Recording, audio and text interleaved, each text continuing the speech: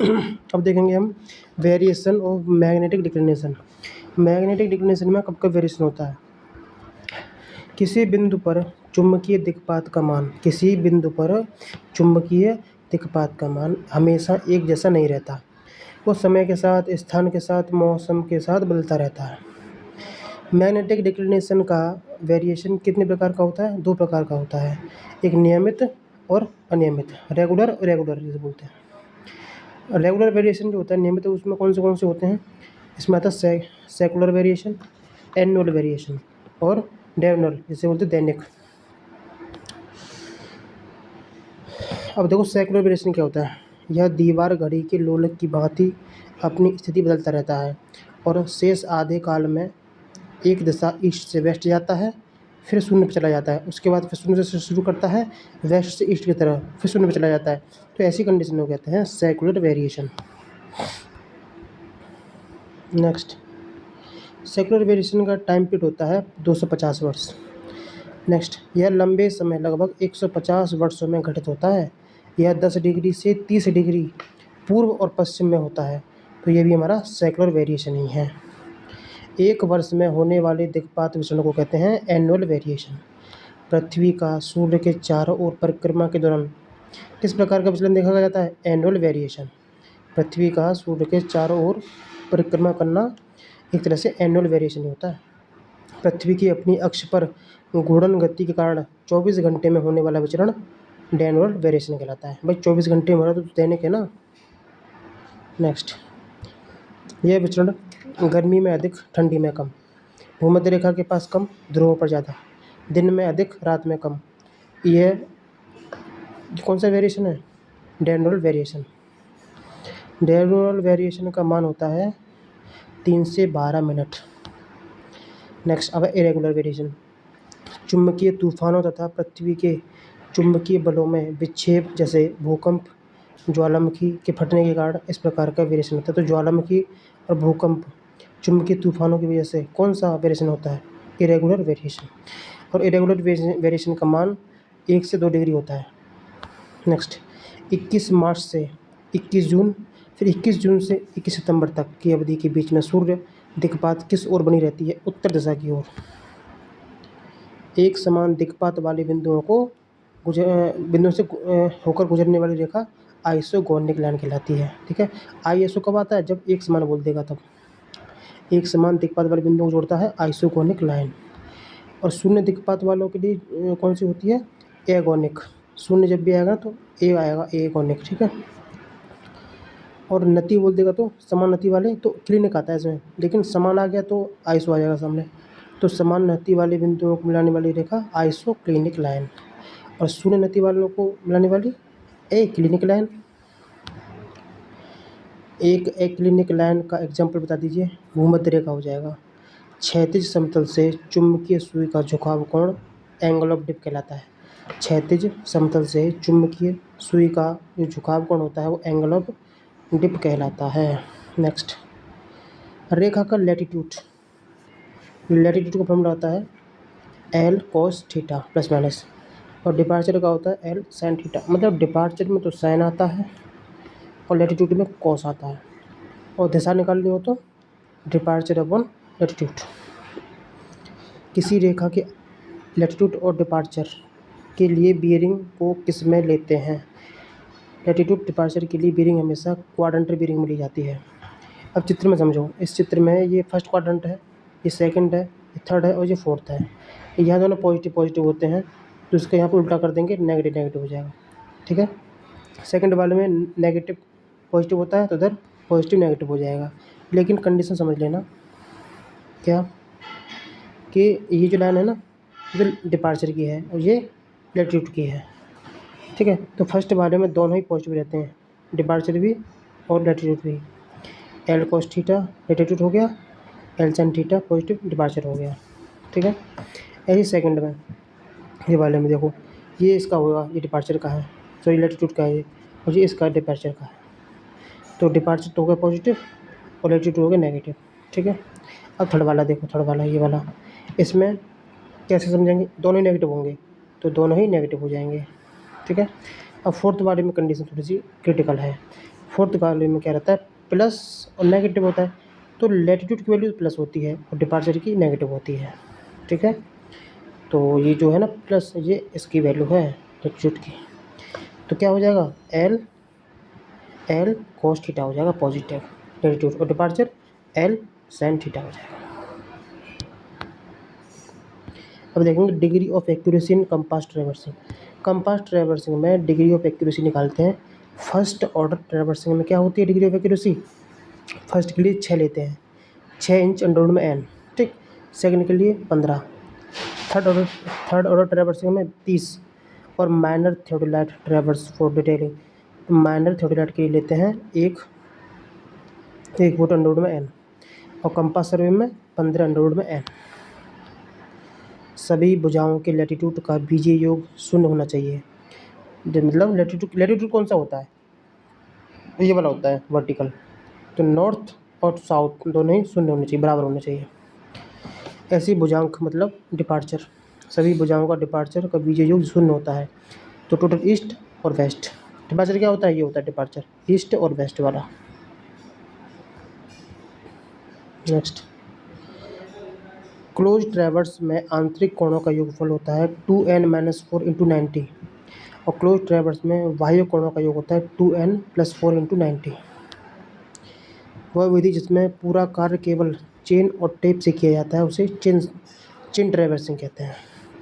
जब सर्वेक्षण रेखाओं की चुंबकीय दिक्मान को कंपास से और रेखाओं की लंबाई को चेन और टेप से मापा जाता है तो उसे चेन और कंपास ट्रैवर्सिंग कहा जाता है। चेन एंड कंपास ट्रैवर्सिंग का दूसरा नाम हो जाएगा free and loose needle method. Chain और कंपास ट्रैवर्सिंग का दूसरा नाम क्या है, free and loose needle method. वह निर्देशांक लंबाई है जो किसी कल्पित या काल्पनिक ज्यादम उत्तर के पैरेलल मापी जाती है तो उसे कहते हैं लैटिट्यूड। वह निर्देशांक लंबाई जो किसी कल्पित ज्यादम उत्तर के पैरेलल मापी जाती है उसे लैटिट्यूड कहते हैं। जब रेखा का लैटिट्यूड उत्तर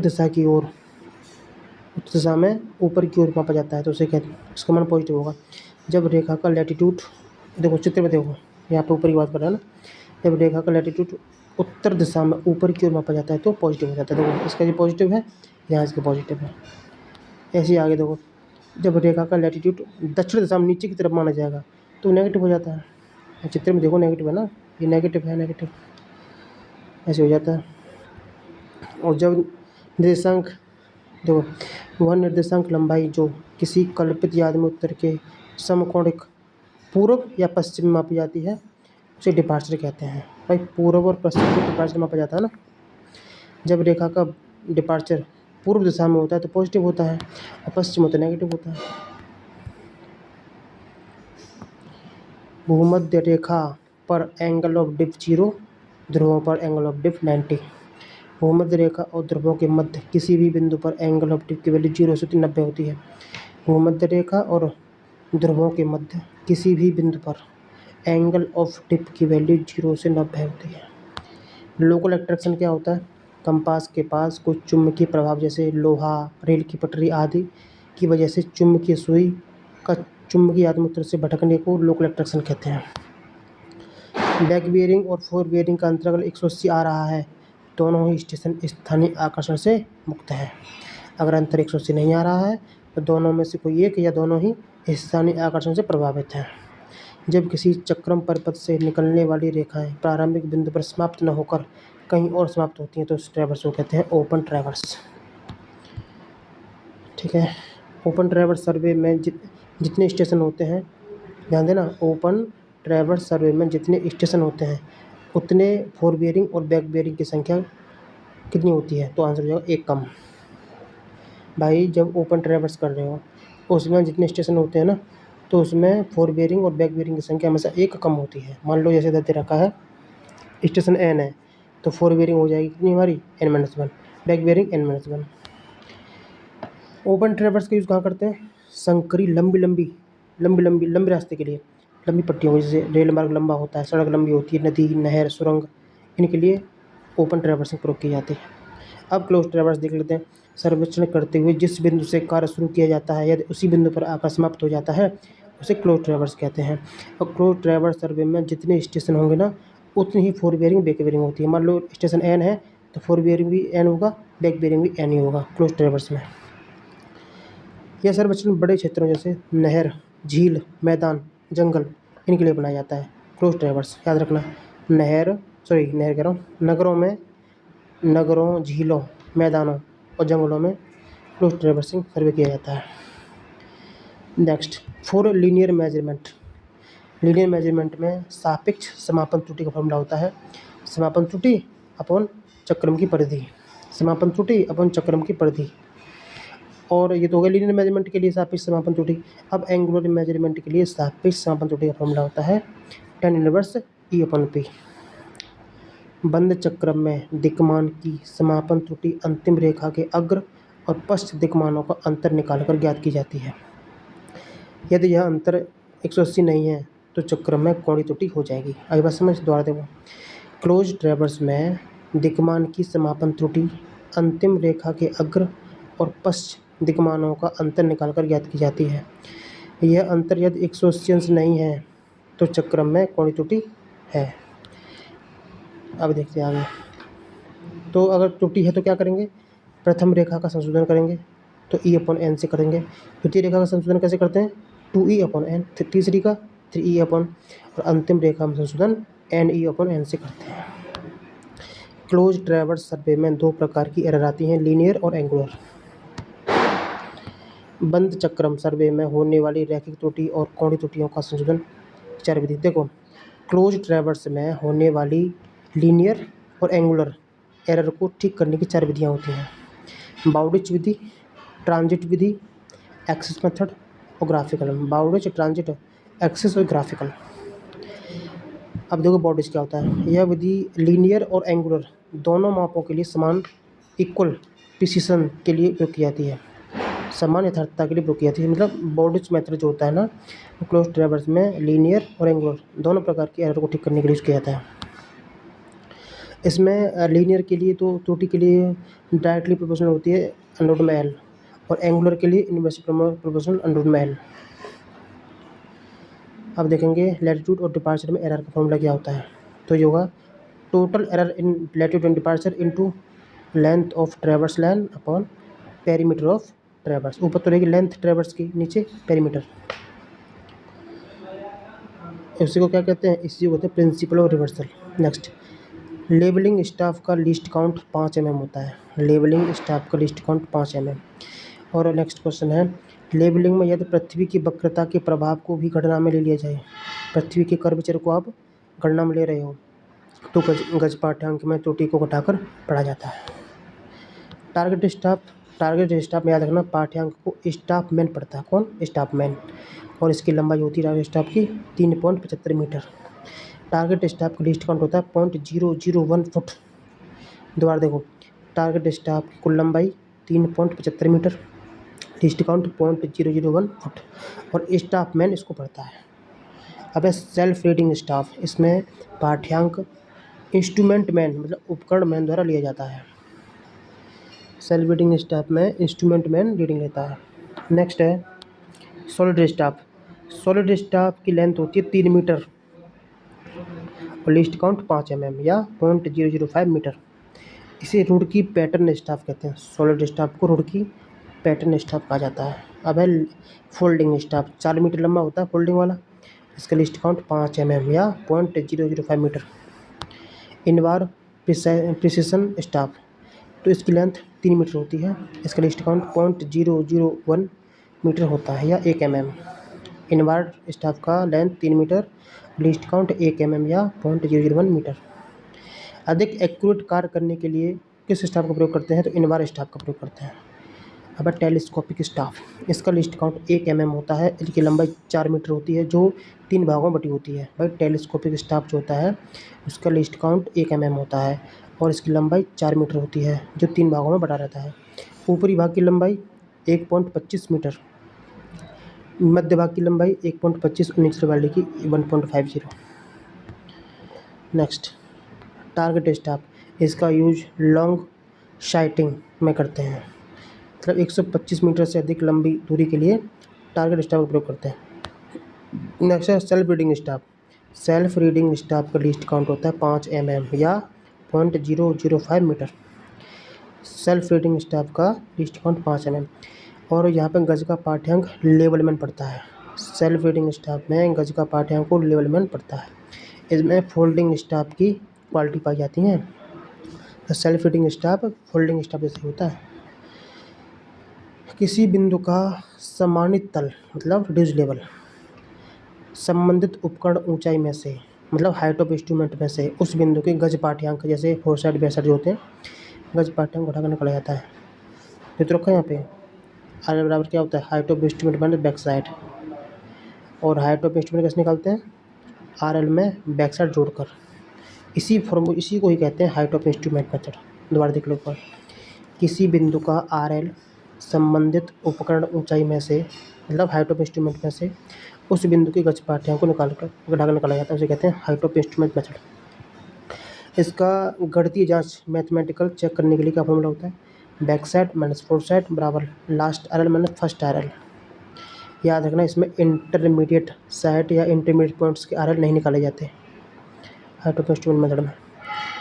नेक्स्ट यह तलेक्षण विधि या लेवलिंग मेथड सड़कों नहरों रेल मार्गों के लिए अनुदैर्ध्य और अनुप्रस्थ कांटों के लिए उत्तम रहती है। तो वो कौन सी मेथड होती है भाई हाइट ऑफ इंस्ट्रूमेंट मेथड। अब देखेंगे राइज एंड फॉल मेथड। इस विधि में हाइट ऑफ इंस्ट्रूमेंट ज्ञात नहीं करते बल्कि लेवल स्थापन के दो क्रमागत स्टेशनों पर लिए गए गज पाठ्यांकों का अंतर निकालकर पिछले स्टेशन के ज्ञात आरएल में जोड़ अथवा घटा दिया जाता है। राइज एंड फॉल मेथड क्या है इस विधि में हाइट ऑफ इंस्ट्रूमेंट नहीं ज्ञात करते बल्कि लेवल को स्थापित करने के दो क्रमागत स्टेशनों पर लेवल स्थापन के दो क्रमागत स्टेशनों पर लिए गए गज पाठ्यांकों का अंतर निकालकर पिछले स्टेशन के ज्ञात आरएल से जोड़ दिया घटा दिया जाता है। इसका फॉर्मूला होता है back sight minus fore sight बराबर राइज माइनस फॉल बराबर last RL minus first RL. इसको दोबारा पढ़ते हैं एक बार। राइज एंड फॉल मतलब जो होता है इसमें हाइट ऑफ इंस्ट्रूमेंट ज्ञात नहीं करते बल्कि लेवल स्थापना के दो क्रमागत स्टेशनों पर लिए गए मतलब दो स्टेशनों पर आपने लेवल को स्थापित किया फिर आपने वहाँ पर गज पाठ्यांक लिए उनका अंतर निकालकर पिछले स्टेशन की ज्ञात आरएल से जोड़ देते घटा देते हैं। यह तलेक्षण विधि या लेवलिंग मेथड मिट्टी कार्य की गणना करता है और राइज एंड फॉल मेथड से मिट्टी कार्य की गणना की जाती है। इसमें अग्र मतलब फोर साइड बैक साइड और इंटरमीडिएट साइड तीनों ली जाती हैं और rise and fall method. Next curvature जिसे वक्रता कहते हैं। कर्वेचर के कारण वस्तुएं वास्तविकता से नीचे दिखाई देती हैं और अपवर्तन से ऊपर दिखाई देती हैं और वक्रता अपवर्तन दोनों होंगे तो तब भी नीचे दिखाई देगी। समतल रेखा व क्षैतिज रेखा के बीच का वर्टिकल अंतर पृथ्वी की वक्रता कहलाता है। समतल रेखा और क्षैतिज रेखा के बीच का ऊर्ध्वाधर अंतर पृथ्वी की वक्रता कहलाता है। तलेक्षण करते समय मतलब लेवलिंग करते समय वक्रता प्रभाव के कारण पढ़ी गई स्टाफ रीडिंग हमेशा वास्तविक से अधिक प्राप्त होती है। भाई आप लेवलिंग कर रहे हो और कर्वेचर आ गया तो उसकी वजह से जो रीडिंग पढ़ोगे ना वो हमेशा स्टाफ रीडिंग हमेशा अधिक आएगी वास्तविक से। इसका मतलब है एरर पॉजिटिव हो गई तो करेक्शन नेगेटिव हो जाएगा। लेवलिंग स्टाफ में पाठ्यांक हमेशा नीचे से ऊपर की ओर पढ़ते हैं। अब कर्वेचर करेक्शन का फॉर्मूला देखो डी स्क्वायर अपन 2r होता है या माइनस का 0.0785 डी स्क्वायर मीटर क्योंकि करेक्शन हमेशा नेगेटिव होता है। रिफ्रैक्शन अपवर्तन बोलते हैं। अपवर्तन के कारण गज का पाठ्यांक वास्तविक रीडिंग से कम प्राप्त होता है मतलब एरर नेगेटिव होती है। इसके लिए संशोधन पॉजिटिव हो जाएगा। संशोधन का औसत मान वक्रता संशोधन के मान का 1/7 के बराबर होता है। भाई रिफ्रैक्शन की वैल्यू जो होती है ना कर्वेचर करेक्शन का 1/7 होती है।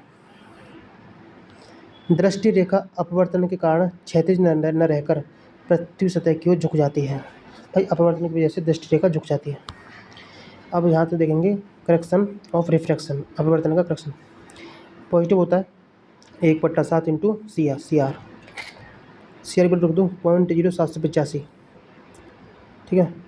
तो अपवर्तन का वैल्यू आ गया 0.0 पॉजिटिव हो जाएगा 0.0112 डी स्क्वायर।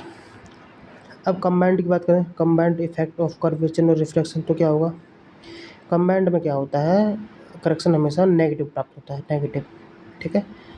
सी बराबर माइनस सी प्लस ये दोनों जोड़ देंगे ना तो ये आ जाएगा 0.0 माइनस का 0.06 673, 0.0673 डी स्क्वायर माइनस का, ऐसे कह सकते हैं माइनस का 6/7 इंटू सी सी। कर्वेचर करेक्शन का 6/7 गुना होता है कंबाइंड वाला, ठीक है, याद कर लो सही से तीनों को एक बार फिर से। कर्वेचर का करेक्शन क्या है, माइनस का 0.0785 डी स्क्वायर, 785। इसमें सी आर में क्या होता है, कर्वेचर रिफ्रैक्शन में 0.0112 डी स्क्वायर या 0.01122, और कंबाइंड में 0.0673 या -6/7 इंटू सी सी, जहाँ डी का मान किलोमीटर में होता है एवं संशोधन का मान मीटर में होता है। याद रखना, कंबाइंड वाले में डी का मान जो होता है किलोमीटर में और करेक्शन संशोधन का मान मीटर में होता है।